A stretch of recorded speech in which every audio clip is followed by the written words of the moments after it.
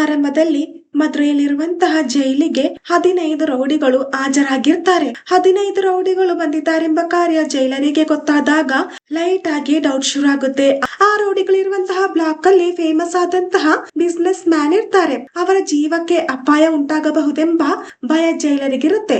ಹಾಗೆ ವಾರ್ಡನ್ ಅವರ ಹತ್ರ ಬಂದು, ನೀವು ಹೆದರಬೇಡಿ, ಆ ರೌಡಿಗಳಿರುವಂತಹ ಅದೇ ಬ್ಲಾಕ್ ಅಲ್ಲಿ ನಮ್ಮ ತಲಪತಿ ಇದ್ದಾರೆ, ಖಂಡಿತ ಅವರು ಆ ರೌಡಿಗಳನ್ನ ನೋಡಿಕೊಳ್ತಾರೆ ಅಂತ ಹೇಳ್ತಾರೆ. ಹಾಗೆ ಆ ರೌಡಿಗಳನ್ನ ಹೊಡೆದಾಕಿ ಆ ವ್ಯಕ್ತಿಯನ್ನ ನಮ್ಮ ಹೀರೋ ಕಾಪಾಡ್ತಾನೆ. ಈ ವಿಷಯ ಜೈಲರಿಗೆ ಗೊತ್ತಾಗುತ್ತೆ. ಯಾರ ತಲಪತಿ ಯಾವ ತಪ್ಪಿಗೆ ಜೈಲಿಗೆ ಬಂದಿದ್ದು ಅಂತ ಅವನ ಫೈಲ್ ನ ತೆಗೆದು ನೋಡ್ತಾರೆ. ತಲಪತಿ ವೆಟ್ರಿಕೊಂಡನ್ ಅಂತ ನಮ್ಮ ಹೀರೋ ಫುಲ್ ಹೆಸರಾಗಿರುತ್ತೆ. ಅಂದ್ರೆ TVK ಅಂತ ಶಾರ್ಟ್ ಫಾರ್ಮ್ ಅಲ್ಲಿ ಇರುತ್ತೆ. ನಮ್ಮ ಹೀರೋ ಜೈಲಿಗೆ ಹೋಗೋದಕ್ಕೆ ಮುಖ್ಯ ಕಾರಣ ಅವನ ಅಮ್ಮ. ನನ್ನ ಮಗ ತಪ್ಪು ಮಾಡಿದ್ದಾನೆಂದು ಸಾಕ್ಷಿ ಹೇಳಿದ ಕಾರಣ ನಮ್ಮ ಹೀರೋ ಈಗ ಜೈಲಲ್ಲಿರೋದು.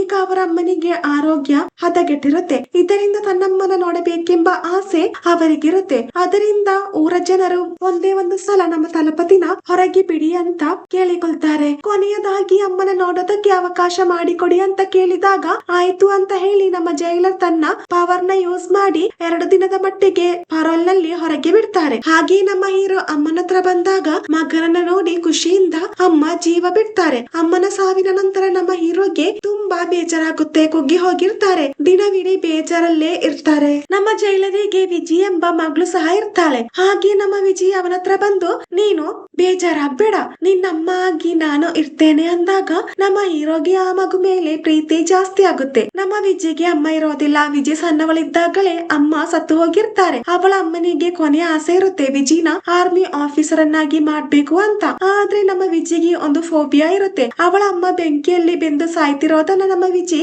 ಸಣ್ಣವಳಿದ್ದಾಗ ನೋಡಿರ್ತಾಳೆ. ಅದರಿಂದ ಅವಳಿಗೆ ಫಿಯರ್ ಫೋಬಿಯಾ ಎಂಬ ಡಿಸೀಸ್ ಬಂದಿರುತ್ತೆ. ಏನಾದ್ರೂ ಒಂದು ಸಣ್ಣ ಸೌಂಡ್ ಆದ್ರೆ, ಭಯ ಆದ್ರೆ ಅವಳಿಂದ ಉಸಿರಾಡೋದಕ್ಕೆ ಆಗೋದಿಲ್ಲ. ಅವಳಿಗಿರುವಂತಹ ಪ್ರಾಬ್ಲಮ್ ನಮ್ಮ ಹೀರೋಗೆ ಗೊತ್ತಾಗುತ್ತೆ. ಆಗಸ್ಟ್ 15ರಂದು ಒಳ್ಳೆ ಕೈದಿಗಳನ್ನ ರಿಲೀಸ್ ಮಾಡ್ತಾರಲ್ವಾ, ಆ ಲಿಸ್ಟ್ ಅಲ್ಲಿ ನಮ್ಮ ಹೀರೋ ಹೆಸರಿರುತ್ತೆ. ಹಾಗೆ ನಮ್ಮ ಹೀರೋ ರಿಲೀಸ್ ಆದ ತಕ್ಷಣ ಜೈಲರ್ ನ ಮೀಟ್ ಆಗ್ತಾರೆ. ಅಮ್ಮನನ್ನ ನೋಡೋದಕ್ಕೆ ಮತ್ತೆ ರಿಲೀಸ್ ಆಗೋದಕ್ಕೆ ಈ ಜೈಲರ್ ಕಾರಣ ಅಂತ ನಮ್ಮ ಹೀರೋಗೆ ಗೊತ್ತಿರುತ್ತೆ. ಹಾಗೆ ನಮ್ಮ ಹೀರೋ ಕೃತಜ್ಞತೆ ಹೇಳೋದಕ್ಕೆ ಬಂದಿರೋದು. ಆಗ ನನಗೆ ಸ್ವಲ್ಪ ಅರ್ಜೆಂಟ್ ಆಗಿ ಕಮಿಷನರ್ ಆಫೀಸ್ಗೆ ಹೋಗ್ಬೇಕು ಅಂದಾಗ ವಿಜಿ ಒಬ್ಳೇ ಇರುವ ಕಾರಣ ನಾನು ಅವಳನ್ನ ನೀವು ಬರುವ ತನಕ ನೋಡಿಕೊಳ್ತೇನೆ, ಹೋಗಿ ಬನ್ನಿ ಅಂತ ಅವರನ್ನ ಕಳಿಸ್ತಾರೆ. ಹಾಗೆ ಸ್ವಲ್ಪ ತರಲ್ಲಿ ಒಂದು ಫೋನ್ ಕಾಲ್ ಬರುತ್ತೆ. ಕಮಿಷನರ್ ನ ಆಫೀಸ್ಗೆ ಹೋಗುವಾಗ ದಾರಿ ಮಧ್ಯೆ ಆಕ್ಸಿಡೆಂಟ್ ಆದ ಕಾರಣ ನಮ್ಮ ಜೈಲರು ಸತ್ತು ಹೋಗಿರ್ತಾರೆ. ಆ ಕಾರ್ಯ ತಿಳಿದಂತಹ ನಮ್ಮ ಹೀರೋಗೆ ತುಂಬಾ ಬೇಜಾರಾಗುತ್ತೆ. ನಮ್ಮ ವಿಜಿಗೆ ಅಪ್ಪ ಅಮ್ಮ ಇಲ್ಲ ಅಂತ ಅವಳನ್ನ ನಮ್ಮ ಹೀರೋ ಸಾಕ್ತಾನೆ. ವಿಜಿನ ಆರ್ಮಿಗೆ ಕಳಿಸಬೇಕೆಂಬ ಆಸೆ ಅಪ್ಪ ಅಮ್ಮನಿಗಿರುತ್ತೆ.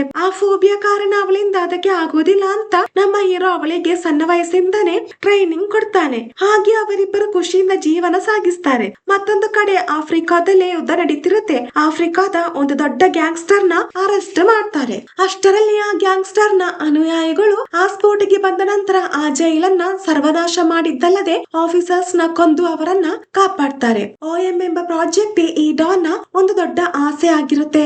OM ಪ್ರಾಜೆಕ್ಟ್ ನ ಆಫ್ರಿಕಾ ಹಬ್ಬದ ಕಾರಣ ಇಡೀ ಆಫ್ರಿಕಾನ ಸರ್ವನಾಶ ಮಾಡ್ತಾನೆ. ಬೇರೆ ದಾರಿ ಇಲ್ಲದೆ ಆಫ್ರಿಕಾ ಆ ಡಾನ್ ನ ಮುಂದೆ ಶರಣಾಗುತ್ತೆ. ಅಷ್ಟು ಕೆಟ್ಟ ವ್ಯಕ್ತಿ ಆಗಿರ್ತಾನೆ ಈ ನಮ್ಮ ಡಾನ್. ಹಾಗೆ ದಿನಗಳು ಕಳೆದೋಗುತ್ತೆ. ನಮ್ಮ ವಿಜಯ್ ದೊಡ್ಡವಳಾಗ್ತಾಳೆ, ಕಾಲೇಜ್ಗೆ ಹೋಗ್ತಾ ಇರ್ತಾಳೆ. ಅದಲ್ಲದೆ ಲವ್ ಬೇರೆ ಮಾಡ್ತಾ ಇರ್ತಾಳೆ. ನಮ್ಮ ಹೀರೋ ಒಂದು ಸೂಪರ್ ಮಾರ್ಕೆಟ್ ನ ರನ್ ಮಾಡ್ತಾ ಇರ್ತಾರೆ. ಹಾಗಿರುವಾಗ ಒಂದು ದಿನ ನಮ್ಮ ವಿಜಯ್ ಬೈಕ್ ಅಲ್ಲಿ ಹೋಗ್ತಿರುವಾಗ ಬೇಕಂತಾನೆ ಒಂದು ಪೊಲೀಸ್ ಅವಳ ಹತ್ರ ಕೆಟ್ಟದಾಗಿ ಬಿಹೇವ್ ಮಾಡ್ತಾರೆ. ಆ ಕಾರ್ಯ ನಮ್ಮ ಹೀರೋಗೆ ಗೊತ್ತಾಗುತ್ತೆ. ಹಾಗೆ ಸ್ಟೇಷನ್ ಗೆ ಹೋಗಿ ನನ್ನ ಮಗಳನ್ನ ಯಾಕೆ ಅರೆಸ್ಟ್ ಮಾಡಿದ್ದು ಅಂತ ಕೇಳಿದಾಗ, ನಿಮ್ಮ ಮಗಳನ್ನ ಅರೆಸ್ಟ್ ಮಾಡಿಲ್ಲ ಅಂತ ಪೊಲೀಸ್ ಹೇಳಿದಾಗ, ಸರಿ ತಮ್ಮ ಪರವಾಗಿಲ್ಲ, ನನ್ನ ಹೆಸರೇನಂತ ನಿನ್ನ ಡಿಪಾರ್ಟ್ಮೆಂಟ್ ಅಲ್ಲಿ ಕೇಳಿ ನೋಡು, ಕೇಳಿದ ನಂತರ ನೀನು ಏನ್ ಬೇಕಿದ್ರು ಮಾಡು ಅಂದಾಗ ಸರಿ ಅಂತ ಹೇಳಿ ಅವನ ಬಗ್ಗೆ ವಿಚಾರಿಸಿದಾಗ TVK ಅಂತ ಅಲ್ಲಿದ್ದವರಿಗೆಲ್ಲ ಗೊತ್ತಾಗುತ್ತೆ. ಆ ಹೆಸರನ್ನ ಕೇಳಿದ ತಕ್ಷಣ ಅವನು ಸಾಧಾರಣ ವ್ಯಕ್ತಿ ಅಲ್ಲ ಎಂಬ ಕಾರ್ಯ ಗೊತ್ತಾಗುತ್ತೆ. ಹಾಗೆ ನಮ್ಮ ಹೀರೋ ಒಂದು ಪೊಲೀಸ್ ಆಫೀಸರ್ ಆಗಿದ್ದ ಎಂಬ ಫ್ಲಾಶ್ ಬ್ಯಾಕ್ ಸೀನ್ ನಮಗೆ ತೋರಿಸ್ತಾರೆ. ಆ ಕಾರ್ಯ ತಿಳಿದಂತಹ ಪೊಲೀಸರು ವಿಜಿನ ಸೇಫ್ ಆಗಿ ಹೀರೋ ಹತ್ರ ತಂದು ಬಿಡ್ತಾರೆ. ಇದನ್ನೆಲ್ಲ ಕಂಡಂತಹ ನಮ್ಮ ಹೀರೋಯಿನ್ಗೆ ಅವನ ಮೇಲೆ ಕ್ರಶ್ ಆಗುತ್ತೆ. ಈ ಕಡೆ ಇಂಡಿಯಾಗೆ ಬರ್ತಿದ್ದಂತಹ ಹಡಗನ್ನ ತೀವ್ರವಾದಿಗಳು ಹೈಜಾಕ್ ಮಾಡ್ತಾರೆ. ಆ ಹೈಜಾಕ್ ನ ಹಿಂದೆ ನಮ್ಮ ಡಾನ್ ಇರೋದು. ಹಡಗು ಹೈಜಾಕ್ ಆಯ್ತು ಎಂಬ ಕಾರ್ಯ ತಿಳಿದಂತಹ ಇಡೀ ಆರ್ಮಿ ಟೀಮ್ ಆ ಸ್ಪಾಟ್ ಗೆ ಬರ್ತಾರೆ. ಹಾಗೆ ಎರಡು ಗ್ಯಾಂಗ್ ನ ನಡುವೆ ಜೋರಾಗಿ ಫೈಟ್ ನಡೆದ ಕಾರಣ ಆ ಹಡಗಿಗೆ ಬಾಂಬ್ ನ ಇಟ್ಟು ನಮ್ಮ ಡಾನ್ ಅಲ್ಲಿಂದ ಎಸ್ಕೇಪ್ ಆಗ್ತಾನೆ. ಬ್ಲಾಸ್ಟ್ ಆದ ಕಾರಣ ಆ ಹಡಗಲ್ಲಿದ್ದಂತಹ ವಸ್ತುಗಳೆಲ್ಲ ದಡ ಸೇರುತ್ತೆ. ಅದ್ರಲ್ಲಿ ಕೆಂಪು ಬಣ್ಣದ ಟೆಡ್ಡಿ ಬಿಯರ್ ಹೆಚ್ಚಾಗಿರುತ್ತೆ. ಸಂಬಂಧ ಇಲ್ಲದೆ ಈ ಟೆಡ್ಡಿ ಬಿಯರ್ ಹೇಗೆ ಇದ್ರೊಳಗೆ ಬಂತು ಅಂತ ಪೊಲೀಸರು ಇನ್ವೆಸ್ಟಿಗೇಷನ್ ಶುರು ಮಾಡ್ತಾರೆ. ಹಾಗೆ ಊರಲ್ಲಿ ಪ್ರಾಬ್ಲಮ್ ನಡೀತಾ ಇದ್ರು ನಮ್ಮ ಹೀರೋ ತನ್ನ ಮಗಳ ಜೊತೆ ಖುಷಿಯಾಗಿರ್ತಾನೆ. ಮಗಳನ್ನ ಹೇಗಾದ್ರೂ ಆರ್ಮಿಗೆ ಜಾಯಿನ್ ಮಾಡಬೇಕೆಂಬ ಅಪ್ಲಿಕೇಶನ್ ತರ್ತಾರೆ. ಆದ್ರೆ ನಮ್ಮ ವಿಜಿ ಸೈನ್ ಹಾಕೋದಿಲ್ಲ. ಪ್ರತಿ ವರ್ಷ ಅದನ್ನ ರಿಜೆಕ್ಟ್ ಮಾಡ್ತಾಳೆ. ಎಷ್ಟೇ ಹೇಳಿದ್ರು ನಮ್ಮ ವಿಜಿ ಅದಕ್ಕೆ ಸೈನ್ ಹಾಕೋದಿಲ್ಲ. ಇದರಿಂದ ನಮ್ಮ ಹೀರೋಗೆ ತುಂಬಾ ಬೇಜಾರಾಗುತ್ತೆ. ಇದರ ಮಧ್ಯೆ ನಮ್ಮ ಹೀರೋಯಿನ್ ಗೆ ಸೈಕಾಲಜಿ ಗೊತ್ತು ಎಂಬ ಕಾರ್ಯ ಹೀರೋಗೆ ಗೊತ್ತಾಗೋದು. ಹಾಗೆ ಅವಳತ್ರ ಹೇಗಾದ್ರೂ ನೀನು ವಿಜಿ ಹತ್ರ ಈ ಅಪ್ಲಿಕೇಶನ್ ಗೆ ಸೈನ್ ಹಾಕಿಸುವಂತ ಹೆಲ್ಪ್ ನ ಕೇಳಿದಾಗ ಓಕೆ ನಾನು ನೋಡಿಕೊಳ್ತೇನೆ ಅಂತ ಹೇಳಿ ವಿಜಿನ ಕರೆದು ಅವಳ ಬ್ರೈನ್ ವಾಶ್ ಮಾಡೋದಕ್ಕೆ ಟ್ರೈ ಮಾಡುವಾಗ, ಅಕ್ಕ ನಿಮಗೆ ನನ್ನ ಚಿಕ್ಕಪ್ಪನ ಜೊತೆ ಕ್ಲೋಸ್ ಆಗೋದಕ್ಕೆ ನಾನು ಹೆಲ್ಪ್ ಮಾಡ್ತೇನೆ ಅಂತ ವಿಜಿ ಒಂದು ಡೀಲ್ ನ ಹಾಕ್ತಾಳೆ. ಆದ್ರೆ ನಮ್ಮ ಹೀರೋ ಅವಳನ್ನ ಬಿಡುವ ಹಾಗಿರೋದಿಲ್ಲ. ವಿಜಿಗೆ ಟ್ರೈನಿಂಗ್ ನ ಕೊಡ್ತಾನೆ. ಇದರಿಂದ ನಮ್ಮ ವಿಜಿಗೆ ಸಿಟ್ಟು ಬರುತ್ತೆ. ಅದೇ ಟೈಮ್ ರೋಡ್ ಅಲ್ಲಿ ಒಂದು ಕೆಂಪು ಬಣ್ಣದ ಟೆಡಿ ಬಿಯರ್ ನ ಅವಳು ನೋಡೋದು. ಅದನ್ನ ಕಂಡ ತಕ್ಷಣ ಅವಳು ಹುಚ್ಚು ಹಿಡಿದ ಹಾಗೆ ರೋಡ್ ಅಲ್ಲಿ ಕಿರ್ಚೋದಕ್ಕೆ ಶುರು ಮಾಡ್ತಾಳೆ. ವಿಜಯ ಈ ಬಿಹೇವಿಯರ್ ನೋಡಿ ಬೇಗ ಅವಳನ್ನ ಮಾನಸಿಕ ತಜ್ಞರ ಹತ್ರ ಕರೆದುಕೊಂಡು ಹೋಗಿ ಟೆಸ್ಟ್ ಮಾಡಿ ನೋಡಿದಾಗ ಪಾಸ್ಟ್ ಅಲ್ಲಿ ಒಂದು ಟ್ರಾಜಿಡಿ ನಡೆದ ಕಾರಣ ಅವಳು ಈ ತರ ಆ ಕೆಂಪು ಬಣ್ಣದ ಟೆಡ್ಡಿ ಬಿಯರ್ ನ ನೋಡಿದಾಗ ಬಿಹೇವ್ ಮಾಡ್ತಿರೋದು ಅಂತ ಅವರಿಗೆ ಗೊತ್ತಾಗುತ್ತೆ. ಹಾಗೆ ಏನಾಗಿದ್ದು ಅಂತ ನಮಗೆ ತೋರಿಸ್ತಾರೆ. ನಮ್ಮ ವಿಜಿ ಸಣ್ಣವಳಿದ್ದಾಗ ಅಮ್ಮ ಅವಳ ಕಣ್ಣು ಮುಂದೆ ಸತ್ತು ಹೋಗಿರ್ತಾರೆ. ಅಮ್ಮ ಮಗಳಿಗೋಸ್ಕರ ಒಂದು ಕೆಂಪು ಬಣ್ಣದ ಟೆಡ್ಡಿನ ತಂದಿರ್ತಾರೆ. ಅದರೊಳಗೆ ಒಂದು ಗಣ್ಣಿರುತ್ತೆ. ಆ ಕಾರ್ಯ ಬೇಗ ತನ್ನ ಗಂಡನಿಗೆ ಇನ್ಫಾರ್ಮ್ ಮಾಡುವಷ್ಟರಲ್ಲಿ ಬೆಂಕಿ ಹಾಕಿ ಅಮ್ಮನನ್ನ ಕೊಂದಾಕ್ತಾರೆ. ಆ ಘಟನೆ ನಡೆದಾಗ ನಮ್ಮ ವಿಜಿ ಅಲ್ಲೇ ಇರ್ತಾಳೆ. ಇದರಿಂದ ಆ ತರಹದ ಟೆಡ್ಡಿನ ನೋಡಿದಾಗೆಲ್ಲ ವಿಜಿ ಈ ತರ ಬಿಹೇವ್ ಮಾಡೋದು. ಈ ಕಾರ್ಯ ತಿಳಿದಂತಹ ನಮ್ಮ ಹೀರೋ ಆ ಟೆಡ್ಡಿಯಲ್ಲಿ ಆ ತರಹದ ಏನಿದೆ ಅಂತ ತಿಳಿಯೋದಕ್ಕೆ ನೇರ ಅವಳ ಅಮ್ಮನ ರೂಮ್ ನ ಓಪನ್ ಮಾಡಿ ಹುಡುಕೋದಕ್ಕೆ ಶುರು ಮಾಡ್ತಾನೆ. ಹಾಗೆ ನಮ್ಮ ಹೀರೋಗೆ ಆ ಟೆಡ್ಡಿ ಸಿಗುತ್ತೆ. ಬೇಗ ಅದನ್ನ ಓಪನ್ ಮಾಡಿ ನೋಡಿದಾಗ ಅದ್ರೊಳಗೆ ಗನ್ ಇರುತ್ತೆ. ಮಕ್ಕಳು ಆಟ ಆಡುವಂತಹ ಟೆಡ್ಡಿಯೊಳಗೆ ಹೇಗೆ ಗನ್ ಬಂತು ಎಂಬ ಡೌಟ್ ನಮ್ಮ ಹೀರೋಗೆ ಕಾಡುತ್ತೆ. ತೀವ್ರವಾದಿಗಳು ಹಡಗನ್ನ ಹೈಜಾಕ್ ಮಾಡಿದಾಗ ಅದ್ರಲ್ಲಿ ಈ ತರಹದ ಕೆಂಪು ಬಣ್ಣದ ಟೆಡ್ಡಿ ಬಿಯರ್ ಇರುತ್ತಲ್ವಾ, ಜೊತೆಗೆ ವಿಧ ವಿಧದ ತರದ ಎಲೆಕ್ಟ್ರಾನಿಕ್ ಡಿವೈಸ್ ಸಿಕ್ಕಿರುತ್ತೆ. ಹಾಗೆ ಅದರ ಬಗ್ಗೆ ರಿಸರ್ಚ್ ಮಾಡಿ ನೋಡಿದಾಗ ಹಡಗನ್ನ ಹೈಜಾಕ್ ಮಾಡೋದಕ್ಕೆ ರಿಮೋಟ್ ವಾರ್ ನ ಯೂಸ್ ಮಾಡಿರ್ತಾರೆ. ಹಾಗಂದ್ರೆ ರೋಬೋಟ್ ನ ಯೂಸ್ ಮಾಡಿ ಆ ಹಡಗನ್ನ ಹೈಜಾಕ್ ಮಾಡಿದ್ದು. ಈ ಕಾರ್ಯ ಇಂಡಿಯಾ ಗವರ್ಮೆಂಟ್ ಗೆ ತಿಳಿದ ತಕ್ಷಣ ನಮ್ಮ ಡಾನ್ ಅಧಿಕಾರಿಗಳಿಗೆ ಲಂಚ ಕೊಟ್ಟು ಆ ವಿಷಯ ತಿಳಿದಂತಹ ಬೇರೆ ಅಧಿಕಾರಿಗಳನ್ನ ಎನ್ಕೌಂಟರ್ ಮಾಡಿಸ್ತಾನೆ. ಆದ್ರೆ ಆ ವಿಷಯ ತಿಳಿದಂತಹ ಖಾಲಿದ್ ಎಂಬ ಒಂದೇ ಒಂದು ಸೈಂಟಿಸ್ಟ್ ಮಾತ್ರ ಅಲ್ಲಿಂದ ಎಸ್ಕೇಪ್ ಆಗ್ತಾರೆ. ನಮ್ಮ ಹೀರೋಯಿನ್ ಮೀಡಿಯಾದಲ್ಲಿರುವ ಕಾರಣ ಆ ಟೆಡ್ಡಿಯ ಬಗ್ಗೆ ವಿಚಾರಿಸೋದಕ್ಕೆ ಶುರು ಮಾಡ್ತಾಳೆ. ಆ ಕಂಪನಿ 50,000 ಟೆಡ್ಡಿನ ಲಾಸ್ಟ್ 15 ವರ್ಷದಲ್ಲಿ ತಯಾರಿಸಿದ್ದಾರೆ.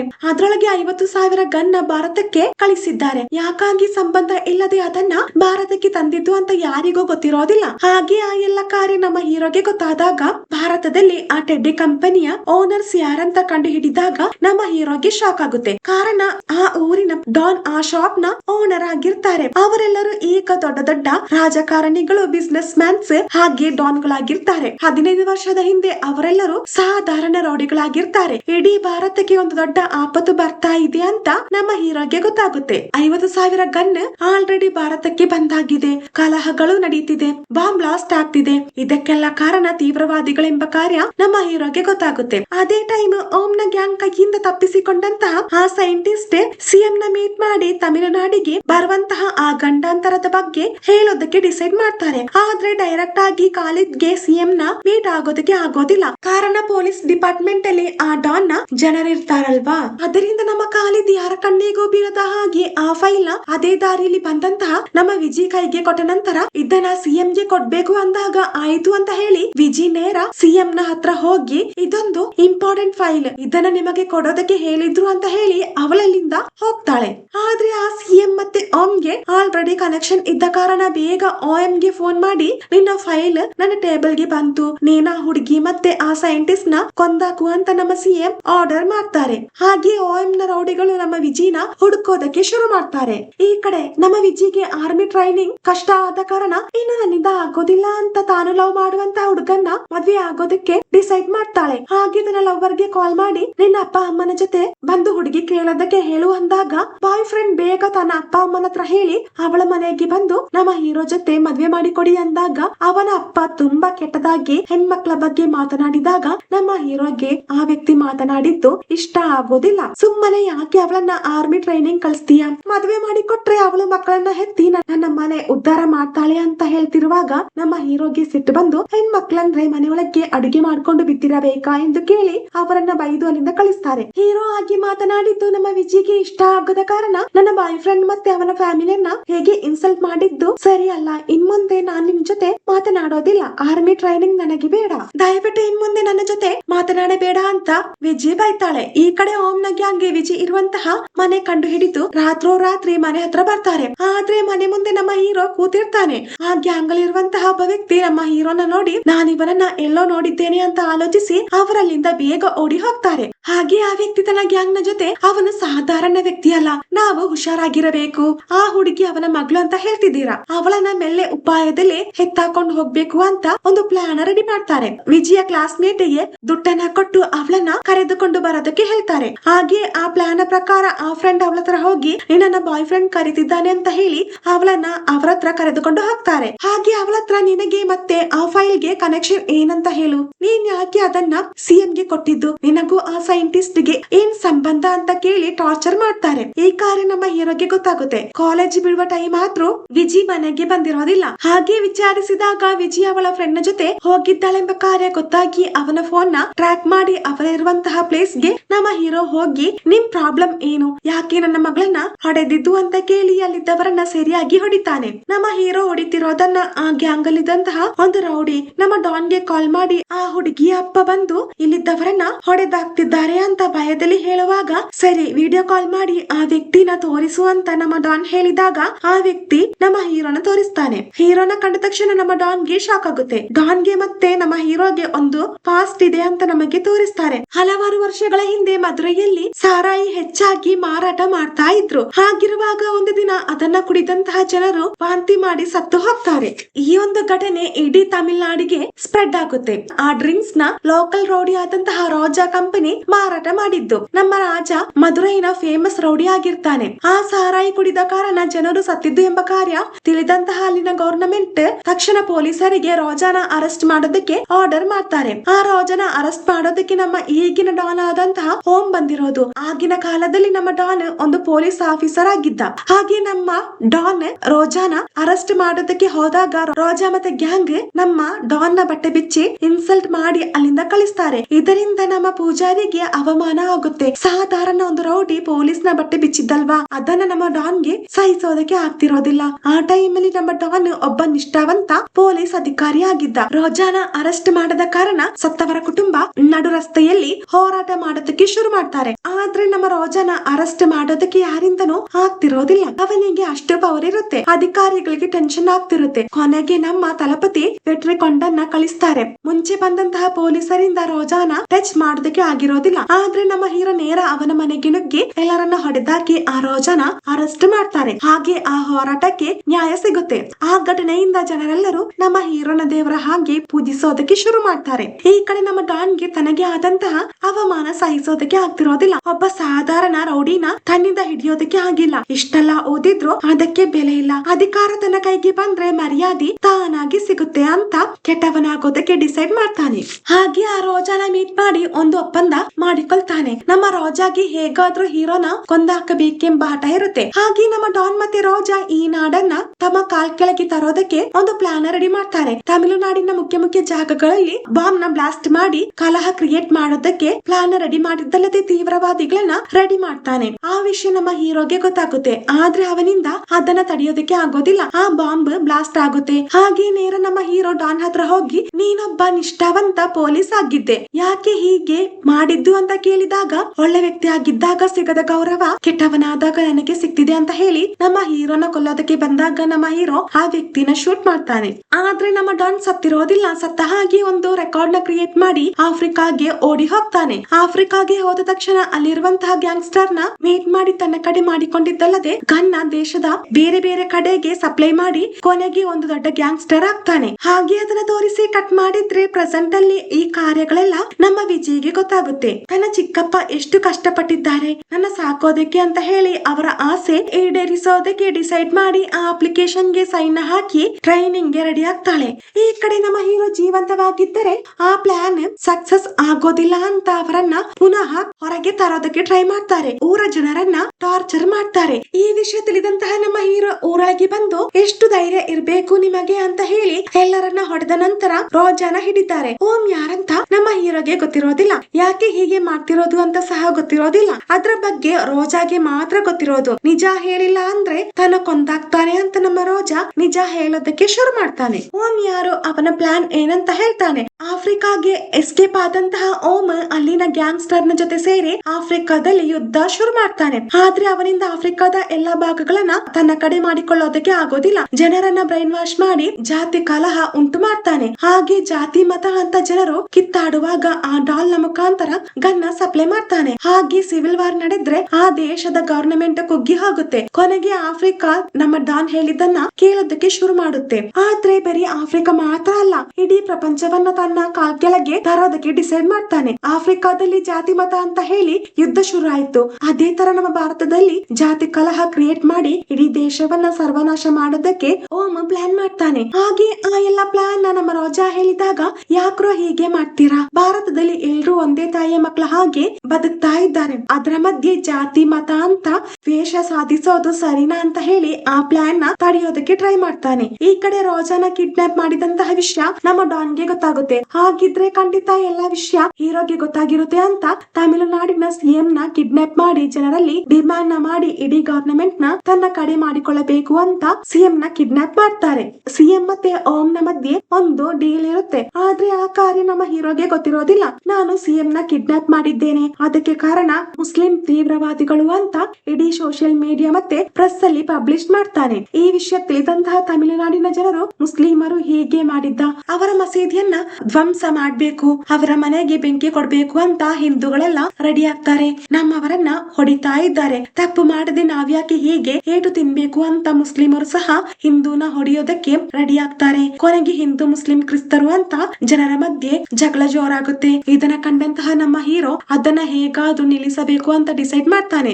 ಆದ್ರೆ ಓಎಂ ಬಂದು ಹೇಳಿದ್ರೆ ಮಾತ್ರ ಅದು ನಿಲ್ಲೋದು. ನಾನೇ ಈ ಎಲ್ಲಾ ಪ್ರಾಬ್ಲಮ್ಗೆ ಕಾರಣ, ತೀವ್ರವಾದಿಗಳಲ್ಲ ಅಂತ ಹೇಳಿದ್ರೆ ಈ ಎಲ್ಲಾ ಪ್ರಾಬ್ಲಮ್ ಸಾಲ್ವ್ ಆಗುತ್ತೆ ಅಂತ ನಮ್ಮ ಹೀರೋ ಮತ್ತೆ ಅವನ ಗ್ಯಾಂಗ್ ವಿಧಾನಸೌಧನ ರೌಂಡ್ ಅಪ್ ಮಾಡ್ತಾನೆ. ಇದಕ್ಕೆ ಕಾರಣ ಓಎಂ ಅಂತ ಗೊತ್ತಾದ್ರೆ ಗವರ್ನಮೆಂಟ್ ನೋಡ್ಕೊಂಡು ಸುಮ್ಮನೆ ಇರ್ತಾರ. ತಕ್ಷಣ ಆರ್ಮಿಗೆ ಆರ್ಡರ್ ನ ಕೊಡ್ತಾರೆ. ಹಾಗೆ ಆರ್ಮಿ ಗ್ಯಾಂಗ್ಸ್ ಬಂದಾಯ್ತು.